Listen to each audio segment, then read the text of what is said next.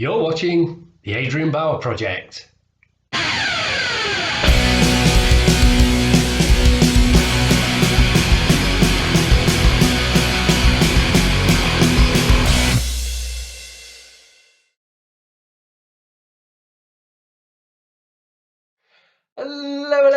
Hello. Many thanks to choosing to click on my thumbnail and to watch my content. Very much appreciated as always. And as always, a big, massive hello to my new subscribers. Many thanks for that. Much appreciated as well. Excuse me, I do have a touch of hay fever today. So I may be looking a little drowsy because I've had my drugs and everything. So I'm out of my head, man. Anyway, as you see from today's thumbnail, let's continue to look through our CD collection, and today we are into Motorhead territory, and as everyone knows who follows me knows that Motorhead are my all-time favourite band. So I am going to have to break this section down into two videos. I have already tried filming it once as the whole collection that I've got, and it was going on very long, and it was taking forever to load. I had problems with it, so I thought, right, I'm going to go away, regroup, and then I'm going to do it in two sections. So today, part one is from the classic lineup through to the 4-member lineup, and then the next video, part two, will be all the ones when they were back to a three-piece with Phil Campbell and Mickey D and Lemmy. So today we're going through the classics, as they'd say. But before that, I've got very excited this morning because this has actually arrived through the post today. I'm trying to get the glare off it. It's Molly Hatchett's collection, 5-album collection. The reason I bought this is because I've been after Flirting with Disaster, my favourite Molly Hatchett album, for absolute decades. I've been trying to get this on CD, couldn't find it anywhere, and I finally managed to get one on CD. So I'll be having a good old Southern rock few days listening through those. So let's get on to the video at hand. So I'm going to try and do this as quickly but efficiently as I can, so it's not too long and too boring. So first two albums up are, of course, the Motorhead debut album and the On Parole album. Now, I have always classed On Parole as their first album. It didn't come out till 1979, 1980. United Artists, who were Hawkwind's label, Lemmy was still signed with them, so it recorded this album with with that label. Never got released until they started making big bucks with their Overkill and Bomber album, and United Artists thought, oh, we could have a little bit of a cash in here, so that's why they released it. But on here, the tracks on the two are very similar. The recording on Parole, I think, is much cleaner and a lot better than this. Obviously, this album was done as a when they recorded this, the band were going to fold. They recorded 2 tracks to release as a single, had loads of time left over, and they thought, let's just re-record all the old tracks, for posterity, and it turned out into this album. But the two albums are very similar, but On Parole does have my all-time favourite version of Iron Horse, Born to Lose on it. It's much slower, much bluesier, and I think it's a much better song when they play it like that. But there we go. So we're off and running. Okay, so coming up next, it's the classics, isn't it? Overkill, Bomber, Ace of Spades. If you don't know about these albums, you either don't like heavy rock, heavy metal, or you're very young and you've only just started listening to rock and metal. If that's the case for you, these are the 3 albums you need to buy first. Overkill, absolute blueprint for a lot of power metal and some thrash metal as well. Bomber, people seem to say that Bomber isn't as good as Overkill, but I've always liked Bomber a hell of a lot more than, well, I wouldn't say a hell of a lot more. I've always preferred it to Overkill. out of the two, it's the album I play more. Ace of Spades, what can I say?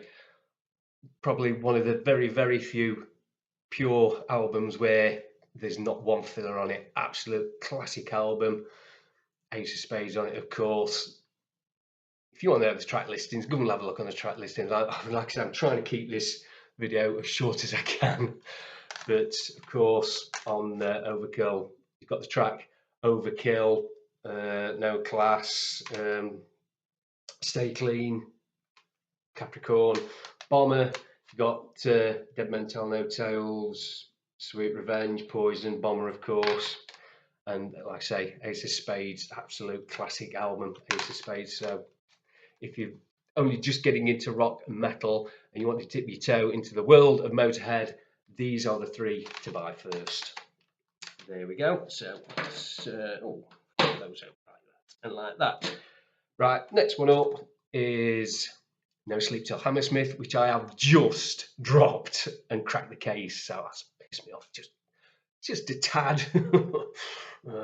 Yeah, I sort of tried to be clever and pick them all up in one hand, and they all went ping. So, but as long as the CD's okay, and it is, that's all that matters. No Sleep Till Hammersmith. You know the story behind this. If you don't, Lemmy didn't want it released, and he didn't think nobody would be bothered about a Motorhead live album, and it went straight to #1. So proved Lemmy wrong, and he was happily proved wrong. I am on this album. I'm in the crowd because this was taken from three. I think there was 3 different gigs they recorded. It was Hammersmith, Leeds, which I was at, and the other one, which slips my mind at the minute, but I was at the Leeds Queen's Hall on there. So I think some of the tracks on side A are from the Leeds Queen's Hall. So I'm screaming my head off on there. Again, if you're new to Motorhead, go out and buy this album. This is absolutely awesome. Next one up. This was the last album with the classic lineup of Lemmy, Phil, and Eddie, and it is Iron Fist. I always liked this when it first came out. There was a lot of detractors because we just had the Ace of Spades, and like I said, that was Motorhead firing on all cylinders. They were always, on the back end of that one. I don't think any band would make a follow-up which was equally as good. Motorhead, no exception, but I still think it's a great album. A lot of people are coming round to this album again now because they said, "Oh, it was weak, the production was rubbish," all the usual crap that's thrown at at bands. When you're on the peak, when you're at the top of the tree, they are just there to knock you off the top, aren't they, and chop your legs from under you. And I think that's what a lot of people use this album to do. But it's still a great album. I mean, Iron Fist, fantastic track. Iron Fist could have been on Ace of Spades. It's that great, I think. Ordered Stone, Don't Need Religion, that's an awesome track. Speed Freak, I think it's a fantastic album. Buy it, listen, and make your own mind up. Right, we all hear a lot about the Ace of Spades. I've said it is the classic Motorhead album. But musically, I think this album is better. I know Lemmy got pissed off because he kept saying nobody liked it, but that wasn't true. It was a few people in the press that wrote about and it wasn't Motorhead. Oh, it's too. It was the press that did in for this album. I know a lot of the fans liked it. I absolutely love this album. I think it's probably my favourite Motorhead album of all time, and that is Another Perfect Day. Okay, they had the issues with Robbo when they played live. He didn't want to play any of the classic tracks. He just wanted to play the songs that he was on. Which you can understand, he's spent all this time co-writing and working it out and all these. He's made this brilliant album, and he wants you to hear all the songs off it, So, he's not really got any. He's got nothing with, no hold on the old stuff really. He wanted to bring Motorhead out of that old classic way of looking at things, and update the sound and bring them into the 80s, if you want to use that term. A lot of fans hated him for that, and no, they did. But this is an album that has grown and grown and grown in popularity, and I absolutely love it. Back to the Funny Farm, I Got Mine, Dancing on Your Grave. This is a fucking awesome album. And yes, Brian Robson is an infinitely better guitarist than Fast ever was, I think. And I am a big Motorhead fan. I'm a big classic Motorhead fan as well. But even I say that, so there we go. Okay, so after Eddie left because he'd had enough of all the shenanigans that were going on. Everybody says it was to do with the Wendy O. Williams single, but I think that was just the straw that broke the camel's back. He left, and this time he didn't come back. So the next one up is Orgasmatron. And for the first time, Motorhead became a four-piece, and where they got Phil Campbell and Wurzel in. And what an awesome album this is. I think there was a good couple of years between Another Perfect Day and this one. But this again is an awesome album. Death Forever on here. I'm having to stretch because it's all red on black. I'm going to do that because it's red on black. I can't read red on black when it's small writing like that. This does have the, I think it's the Kerrang War Weekender. Can't remember where that was from. Oh, Portsmouth in '84. I can remember that being on the radio because I actually taped it off the radio. But fantastic album. Next one up, Rock and Roll, and I think they got into their groove here, and that's why people are starting to slag it off. They say, "Oh, it's all samey," but no, they found their groove. They found out where they were comfortable with, and they were still making fantastic records. And Rock and Roll is one of them. Rock and Roll, Eat the Rich off the film. If you've never seen the Comic Strip Presents film Eat the Rich, you ought to go and, if you can, watch it because it's really, really funny. Stone Deaf in the USA, Traitor Dogs, All For You. That had got some right hammer because he said it was Motorhead Go Pop. It's not. It's a fantastic fucking song. It just goes to show that Motorhead, they can write different kind of songs. They didn't have to be all grrr all the time. They're expanding the writing chops, and that's what they were doing on there. And got a few die-hard fans in the journalistic world didn't like it, then everybody else hadn't got to like it, but that was just bullshit. But that's a great album. Next one up, 1916. This is probably the best album when they were a four-piece, in my opinion. It got One Sing the Blues, I'm So Bad Baby I Don't Care, No Voices in the Sky, one of the best Motorhead tracks ever. And 1916, which is a song that Motorhead had never ever done before, and it just shows you how great a writer Lemmy actually was. Like I say, if you're new to Motorhead and you're dipping your toe in, you buy the three classics and then get this one. This is absolutely fantastic. Next one up in my collection is The Birthday Party. I think this is when it was 20th anniversary or 10th anniversary? I can't remember. If it's 85, it was 10th anniversary. So loads of old and new at the time tracks on here. It was the four-piece, and I think they had Phil Lynott on stage with them. Was Fast Eddie on stage with them? I can't remember if he was invited or not. Can't remember. I know there was a VHS version of this. I never got to see it, and I wish they'd re-release it on DVD. But on here, Iron Fist, Mean Machine, On the Road, While the Road Crew. It's a great live album. If you can still get it, go and have a listen. Okay, next one up, we've got March or Die. It's another solid album, this one. They've got a cover version of Catch Scratch Fever. I don't know why they did cover versions. They didn't need to. Bad Religion, Jack the Ripper, Silent Choir, Too Good to Be True. Mickey D's on here. I think this is the first album with Mickey D on. So,